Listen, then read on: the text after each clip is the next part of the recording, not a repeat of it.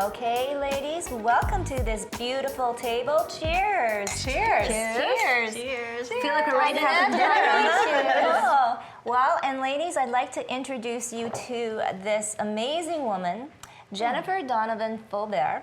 And on this show, she is our interior decorating expert. I've changed your title already. You can change it to whatever you like. It's fine. Okay, so this is a pretty bare bones club room of a condo corporation. Mm-hmm. Yep. And you've managed to turn this into an amazing Hue Crew set. So Yeah, it's awesome. you. Thank So you beautiful. so Thank you so much. much. Cozy. It's just cozy. Yeah, it's cozy, but it fulfills the purpose, and it looks It looks amazing. Like Rana, I think you want to take home a few I pieces. kind of want of to. Well, I was just looking at the corner pieces. I definitely want at least some portion of them. Wow, yeah.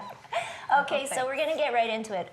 This table, Mm-hmm. Jennifer, was a bare bones brown kitchen Boring table, yeah. boring table, and I mean because there's probably somebody's old table that they just donated. For sure. Okay, so what was your creative thinking? Thought process, yeah. Thought process in Because this creating looks great now. Yeah. Well, I love to bring in natural elements whenever I'm doing anything, and I love mixing wood types and metal colors, Okay. just to have a little fun. So because Father's Day is coming up, Yes. I thought I'll keep it on a more masculine, outdoorsy type of feel, but with a little gold because, you know, you have to be a little special. A little blingy. A little fancy. Yeah. No, I just love this. So you call this like driftwood? Or, yeah. Yeah. And so where did you get these pieces? Oh, all over. So the dishes are mine, actually. Same with oh, silverware. wow. Oh. And these little glasses, I just picked them up and I love them. Oh, they're little so trees. cute. You guys Yeah. hold them up for the camera. Yeah, These it's are still very cute. outdoorsy Yes. looking, but you know, gold fancy. Yeah. And you know what? That's very cute, actually. Men like the wider based glasses. So the Yeah. ice and everything can sit there in their alcohol Exactly. and, and not get overwrought. Yeah. And I've also used them for candles, like putting in little votives Oh, wow. and using them as centerpieces. No, it's very cute. So how did you get into this? Oh, that's a long Loaded question. So I was not on this track when I was in university. My degree is actually in psychology, and I had wanted to go into forensic psychology. In fact, I moved to BC from Winnipeg, and I started in the forensic psychology program at SFU. And within the first year, it was apparent that I wasn't going to finish my master's there. My advisor, he was a brilliant man, but he was the only FBI profiler trained profiler in Canada at the time. wow. Yeah. So he was constantly called out on court cases Right. and police cases. So I saw him twice in a semester. So I was wasting my money, basically. Yeah. But I was only 22 at the time, so I decided there must be something else I might be interested in. I started taking courses, a lot of courses. I was working at an accounting firm at the time, so I thought, oh, well, I'll take an accounting course. And the only thing I learned was that I would always hire an accountant. That was it. I leave that to the pros. Yeah. But amidst all of the other entrepreneurship and event planning and contract law and business law and everything else, HR, marketing courses, I took an interior decorating seminar and loved it. So Just got hooked right from there. yeah, and I ended up speaking with the woman afterwards and told her how much I was interested in it. And she goes, well, I'm actually looking for somebody part-time. And I went, really? So big smile. So she said, come by and we'll give you a little test and we'll see if you have an aptitude for this. Wow. Sure. So her double garage had been converted into this massive storeroom of fabric samples and carpet samples and draperies and paint color chips and she had these boards and they were room boards and they were just black and white drawings. Yeah. And she goes, create a room for me. Oh. And I went, okay. And she left me for an hour and I finished 5. And they were all different themes and they were all so much fun. So she came back and she goes, okay. You seem to like this.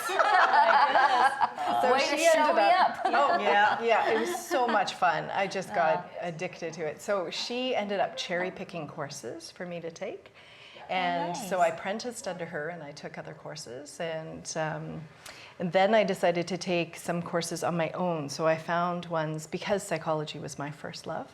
I decided to take psychology of color and psychology of space planning and how it affects people. And it does affect people. It's amazing. It really does. So it's like amazing. when you walked into this room, what was your perception when it was like empty and bare and sad? Yeah. It's depressing. Yeah. Very. So we like to, I say we all the time because sometimes I have people helping me, but I like to create a space that's very balanced. Balance is key in everything, light and dark, black and white. You need balance all the time. So when it comes to color schemes, a balance between cool and warm is key. And if you don't have that balance, it's actually psychologically unsettling for people. Yeah. So Wow. So explain that more. So when you say cool, because I know. So Cool when you tones. say cool tones, and Yeah. what would be warm tones? So I'm just going to point them out. Yeah, Sure. How's that? Yes. Cool Because I know tones. cool tones for makeup, right? Yeah, Like, but not for. Yeah, for sure. So cool tones would be anywhere in the gray, silver, even the grayish undertone to the driftwood, even though it's beige. The warm would be the gold and the greenery. The greenery has a yellow undertone, you'll notice. Yeah. So, and this green, it's a very dark I didn't green, even pay attention right? to that. Wow. Yeah. So yeah, when we look at that, and then cool silver, warm gold. wow. Black and white are neutrals. Oh, well, black and white neutrals. Black and white are I both like neutrals. I would think Neutrals? black and white would have been. Yeah, Nice but they're job. contrasting, so Yes. it still helps the whole process. Oh, okay. And then if we look at the living room, it's Yeah. the same thing. You have beautiful gray chairs there. We were working with a beige sofa that was left in the room, and then we brought in components that would be cool and warm with a pop of color. And Yeah, because it's great. spring, I chose yellow. Oh, I love it. I love it. I love it. Yes. Oh, Something just dropped? sorry. No, I think we're okay. Oh, it's okay. It's just my phone. It's your phone. It's okay. Yes, and you're not supposed to have your phone. I on. know it But that's bumped. going to be another episode because you It's are off. busy. Yeah, it's off. just hiding. She also is a realtor. So yes, we're going to learn all about buy it or list it. But right now, I mean, talking about, we mentioned Father's Day, and this was coming up, and the tones, and we were hoping that you were going to bring food because Jen is a foodie. Like she Is she? is. I Oh my cook. God. Oh, I've mentioned it 5 times already. I'm so hungry. So I'm actually half Ukrainian and half Irish, so I love to eat and drink. Like, So you have to It's in the blood. share though the story about you and your husband. You cooked like this. Was it Valentine's or something or special occasion? oh and no, yeah, it was an anniversary. An anniversary, yes. It was an anniversary. We had just moved here, and I went ahead and I cooked this big meal just for the two of us. Very fancy meal. In fact, I Googled how to broil lobster tails properly. You can Google anything. Oh, now. yeah. Oh yeah. But so I did sea scallops in a white wine tarragon sauce, and I had greens, and then I roasted some figs and walnuts in a bourbon maple, and I put that over the greens, and then I just did sautéed spinach with garlic and onions and lobster tails, and then I did a creme brulee for dessert. Just So- your average anniversary. Yeah, you can whip that up. I think. Yeah. His creme brulee that's his favorite, so I had to make that. But he ended up coming home with a stomach flu. He was so sick, and he sees this beautiful table laid out with candles, and he sees the first, and he really tried. But seafood when you're sick It was does not sit well. Yeah. Yeah. So he tried, and he goes, "I'm so sorry, honey," and I'm like, "That's fine. I want you to enjoy it." He ended up taking it to work the next day for lunch as leftovers. Yeah. So his coworkers are like, "Where do you live? I'm coming home for you. Like, who's cooking at your house?" So that was a very funny story. It wasn't a typical night in our house, but Oh no. Yeah. Yeah. So then, what's your was a fun one. favorite go-to dish? oh, I don't have a favorite. You just like to explore. I do. I actually go to restaurants all the time, and I'll find a favorite, and then I'll go home and I'll recreate it. I'll figure it out. And She's good at that's that. my favorite. That's nice. Yeah. So I'm just gonna throw it out there too, like family traditions and family meals. Like, do you cook homegrown Filipino food? No, I hang my head in shame. I'm such a bad Filipino. No, I'm very. I have numerous Filipino restaurants on my speed dial. Nice. Okay, So, yeah, yeah, you're gonna have so- to share then. Yeah. Yeah. So then, what would be, I guess, a favorite dish then that Oh, you would? you can never go wrong with pancit. Okay. Pancit's- Oh, it is- never. It's one of my favorites too. Oh yeah, Yep. and it's Oh, yeah. you can modify it very easily. really? Take out Yeah. meat, add fish. And that's the whatever. noodles, Yeah, right? yeah, that's the noodle. See, in every culture, you've got We noodles. don't have No, noodles. No. rice. Yeah, we don't have noodles at all. Are you sure? 100%. 100%. You We sure? don't have noodles. You sure? Japanese I have think- noodles, yes. Yeah, It's a type we- of dumpling though, right? No, we have like samosas, Yeah. and we have rice, and we have biryani, and we have curry, and we have like all that fun stuff. Pakoras. So yeah, pakoras and More stuff like like that, like fritters, yeah. fish Okay. and- Oh, yeah. yeah, but we definitely don't have noodles. That's not our jam. And- we have and even like just naans and stuff like that. Yeah, that yeah. would be our, but that's always in my house. Like that's every day. Yeah. Oh, and you cook every day? that's nice. No, but I mean, there's brown food in my house every day. I cook brown food. It's inappropriate, but I'm loud and I will not stop. All right. But we have it all the time. Like it's constant in my house. Yeah. My mom cooks it or whoever. Yeah. And But then, it's always- so and Jen, you're a mix of what? Ukrainian And Irish. And Irish. Yeah, I know it's odd, but I know, love it's great. food. Love Yeah. food. And I was making pierogies when I was walking, basically. So Oh, I love pierogies. yeah, I had the nicest compliment one time. My parents were over, and I had done all the pierogies for some family occasion. I can't remember. Yeah. But I had done 4 different types. So I did the potato and cheese, then I did the cottage cheese and dill, I did sauerkraut with bacon, and I did a mushroom.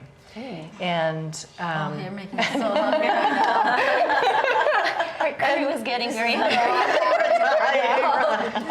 And I had gone back to the kitchen just to get something, and I heard my dad say to my mom, "Patty, these are better than yours." And my mom went, "I know, don't tell her." But of course I heard, yes, and I'm yeah. like, "Oh." Although I shouldn't have been that excited because I was enrolled to do all the pierogies for all the different family events coming up from then on. So Yes. Careful but- what you wish for. yeah. You're gonna be the go-to for all the pierogies. Yeah, and the men Across that the marry line. in, they have to learn how to do them as well because it's a family event. So I like that. it is. Well, they have more upper body strength typically, right? So they can roll the dough nice and thin. And Wow. anyway, my husband, when he married me, we were making them for some event, Yeah. and he had a TV on because we know it takes about 4 movies nonstop in order to get enough pierogies for a family dinner. Oh my God. So we know, Yes. like, let's watch a series like Rocky or something crazy, something that he's interested in typically. But we'll have the movies on, and so he was literally taking the filling, rolling it, putting it down, rolling it, putting it down. And my dad walks in the door and looks at his face and went, "I've been there. I feel your pain. I feel you." I don't know. Yeah, I mean, Would your like- husband, Yeah. like, or is that a family thing too? Like, For do the what? men, like, Oh yeah. Well, you know what? This depends. I don't know. I think Depends on what it is, I think. Yeah, Yeah. it just depends on the house, right? Like in Yeah. our house, it was just different. You know, Yeah. my No, dad was the one who was telling us what to make, and my mom would just make it. But you know what I mean? Like, Yeah. but you know, so Yeah. food was always kind of around. Like, yeah. it just depends, right? But I know that my sister and her husband, you know, they cook together, they make decisions together. They basically like what you're saying. Everyone's kind of just depends on the family I circumstance. think but so now. And does Yeah. your husband chip in there in the net? No. No. I don't have a husband, so I wouldn't really know personally. But my But my is that a parents- prerequisite for a yeah. future husband? No, No. no. You just know what the speed dial takeout is, and Oh, I'm down. absolutely, yeah. Skip the dishes. Right. But my parents had a very interesting arrangement. My dad had one favorite dish that my mother used to make. Yeah. And he said, "Well, if you're not going to make it for this occasion, I will make it."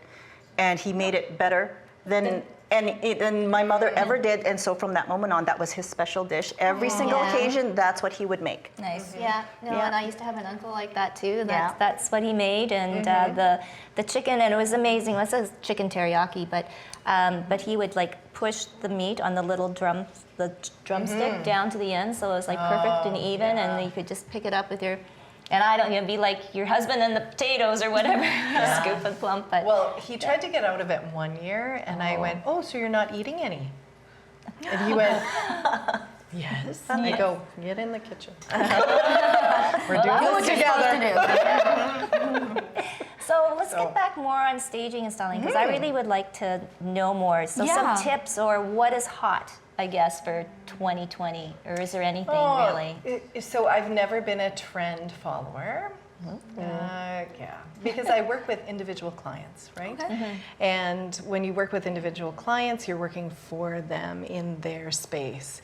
So a lot goes into it. It's how they act in their home, what they like, how they feel, if they suffer from certain things. I take a lot of time to qualify my clients to see exactly what genre I'm looking at with them and how they're going to be affected by things. So again, the psychology plays into it for me. For example, if somebody suffers from depression really badly, certain tones of purple you don't want to decorate with, because they'll actually bring on symptoms of depression. So things like that. Yellows, they increase creativity. You see yellows in a lot of kids' playrooms, things like that. Red will actually increase your heart rate, improve digestion. You'll see a lot of feature walls that are red in dining rooms. Dining That's rooms, why. right? Yeah. You might not want a red bedroom, but but sage green, it actually reduces animosity. So maybe sage green in the bedroom, I don't know. But when you know these things, you can kind of feel out how people are going to react to things. You can suss it out while you're talking to them. I had one instance, for example, I had bought this beautiful piece of artwork, and it brought in all of the different colors that we brought into the space. And it was to go over the fireplace, and it was this a scene of rolling water going over rocks. And so it had the white spray, and it had a bit of blue, green, the different tones that we were brought in. So she looks at it, and her eyes got all big, and I went, "Are you okay?" And she said, "That's giving me anxiety." And I hadn't asked if she suffered from anxiety, because rushing water Would imagine. might instill feelings of anxiety, whereas I don't suffer from anxiety like that, right? So for me, it was just a beautiful painting that brought in all the colors in the room. You have to be very wary of these things when you're So- decorating individually. That's such an interesting, and something just popped into my head when you were saying that. So, so you're based out of Winnipeg, obviously, and do you find that it's a kind of good bit? Like, are people reaching out for this? Are they actively kind of wanting to stage their, or, design their homes? I mean, I'm from a different culture. Like, we just buy a bunch of stuff and throw it in our house and send a story, right? But just like, is this something that's kind of, I know you're not into trends, but is this something that you see a lot of like young people going into when they're, getting apartments and they're calling people in like you to be like, Certain hey, people. So my clients range from first-time home buyers, and I always start them off with a free color consultation, because that's part of their housewarming gift from me. I might as well. That way they can start to make their space their own. Right up to people who are downsizing. And so I just worked with a client a couple of years ago who was going from a 4,000 square foot home into a 900 square foot condo. Wow. And they had accumulated stuff over the years, decades, that they had lived in this home.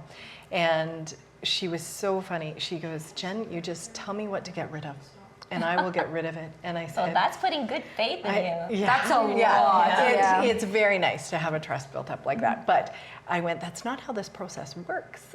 So you have to pick the things that bring out happiness for you. Like, things you want to look at. You tell me what your favorite things are, and I will incorporate them into the look that you now want in your space. So she went, "Well, I like these and these and these." And I went, "Okay, And it was an eclectic mix, but it all worked. Wow. And she had probably 200 pieces of art that had been inherited or bought over the years. And they were in gilded frames, some of them like beautiful, beautiful antique pieces or vintage pieces. And she wanted a very clean, Hamptons-ish, Cape Cod type look in her space. And I went, okay. And so, Not giving you a lot to work with, yeah. but we'll make it work. But she had kept all of her artwork in boxes because she didn't know how to display it, right? And so I took my time and I created little collections in all the different rooms, and I incorporated some of the modern pieces with some of the older pieces. And she paid me the nicest compliment because she said she woke up in the morning and she called her daughter over right away so that she could see the space before she moved anything. And then afterwards, the two of them were sitting in the living room and they're looking around and they go, Jen's a genius. So anytime I need a little ego boost, I call her. Well, that's But yeah, true. No, yeah. I mean, and art is very subjective, Very, right? right, You know, yeah, and personal, very. and to be But- able to do that. But I will get back to the difference between staging and decorating yeah. because a lot of people use these terms. Interchanging. Yeah, exactly. Yeah. And staging is very different. Staging is marketing, basically. So a lot of people style homes. Some people stage homes. Other people decorate homes. Yeah. No, it's a lot of different terms. Anyway, and interior design is a whole other level, right? Yeah. So, So, what would you call this? this is styling. styling. Yeah, this complete is styling. Okay. Decorating, it's the full space. Okay. So Right. I tend to think of it as a full space for somebody. Staging is definitely marketing. So when I had a staging company for 7 years, and the very first thing I would do was do a demographic profile of who would be the potential buyers and think about what phase of life they would be in, challenges that they might face in their day, and then do a plan for aspirational living. Oh. So Yeah. it was very different. So you want to create little vignettes in your staging that when somebody, the right people, when they walk in, they'll have little subliminal messages going on in their head like, if I lived here, I would make myself an espresso every day. If I lived here, I would have more time with my children. If I lived here, everything would be this clean. I had kids here. Something they would be simple like writing that. all over the wall. But something to entice them because 90% of home ownership is made by emotion. If it's home owners instead of investors. Investors are very different. They look at the bottom line. Yeah. But if you're going to be living in a space, 90% of that decision is made on Emotion. emotion. That's great. And you makes have to sense. hit all of the senses. So staging Yeah. also has to do with not just the look, but the smell, the temperature, the lighting, everything comes into play because you have literally seconds to make a first impression. Right. When people walk in the door, they walk in and they go, I could live here, or this is not my house. Yeah, And it's shopping. made right away. And if you have the latter, it's very hard to change that point of view, even if they walk through. Wow. So, yeah. So is it like true you need to bake a pie if you're selling your house? Cookies. I actually do. I do cinnamon rolls. Oh yeah, cinnamon. Just smell cinnamon. Yeah. Yeah, it sounds that. Or just dinner rolls, like yeah, fresh baked bread. bread. Oh. Depending on the demographic that I'm Looking marketing for. Yeah. But that's only for an open house. You can't have that scent going on all the time while a house is for sale. So it's not part of staging. It's just part of the open house. Okay. Oh my goodness. So Yeah. what do you like doing the best? Oh my. I like it all. That's why I work so many hours. I get addicted to what I do. And I love it. Right from somebody needs a paint color to feel better in their space, right down to I need to find a new home and they're stressed out and like relocations, they have 3 days. typically to find a house. So wow. you have to be on it and not book anything else in those 3 days. Wow. So, because the hours are Well, long. that's amazing. Yeah, any relocation, I start at 5:30, 6 a.m. and I'm usually done around 1, 2 a.m. So Oh. each day. So how many homes have you lived in, Nanette? One house. Just one? One Oh. house, many apartments. but Oh, one yeah, house. because you moved Okay. around We a lot, moved right? around, Before yeah. kids and yeah. Yeah. So what? I guess living in one house now, is that different, or now it's just home? You accumulate. Yes. Yes. You do. So yeah, Yeah. it's a very, very different mentality, right? When you're Yeah. in an apartment and you have a goal one day to live in a house, yeah, you're not, you're basically living out of a suitcase. Mentality. Yeah, Yeah. mentally. But my favorite was in Hawaii. That Yeah. was because it was an old hotel that was converted into an apartment. Oh, really? nice. It was beautiful. It was really nice, but Oh. yeah, it was. And do you ever so like, fun. because you spent so many times, like so many years, like living in apartments, now that you're in a home, do you ever feel like you want to Go back to an go back apartment? to? Oh yes, 100%. Yes, especially when something breaks down. Yeah. Oh gosh. Yeah, condo living. might be Condo. for you. Yeah. You don't have to I'd love that. shovel the Townhouse snow or an apartment the style. sidewalk. Yeah. Yeah. Well, the kids All are that almost stuff. like college Yeah. or high school, university then. Well, whenever you're ready. I will text you. I'll let you know. It is true though. When you move, it's a great time to purge and get rid of stuff. So I've moved 14 times over 4 provinces, and for me, it was always great. Even when I was little, my mom, because my dad was RCMP, so we moved around 5 times when I was a kid, and my mom would sell off our stuff in a garage sale. And she has a different recollection of this, but my recollection is that I came home from school and my Cabbage Patch Kids were gone. And she handed me the money for them. Her recollection was, I told you I was selling off your toys. Goodness. Oh. Well, see, you know, That was you got fine. payback. She Exactly. said that your pierogies were better than hers. So, that's payback. Years later, it turned out fine. No, but it's true. When you live in a home, you accumulate. You need almost a reason to Get purge, rid of stuff. to get rid of stuff. Yeah. Well, ladies, let's do a toast. Toast to Jen. Thank you so much for having me. This was lovely. Pleasure. Cheers. Cheers, ladies. Cheers.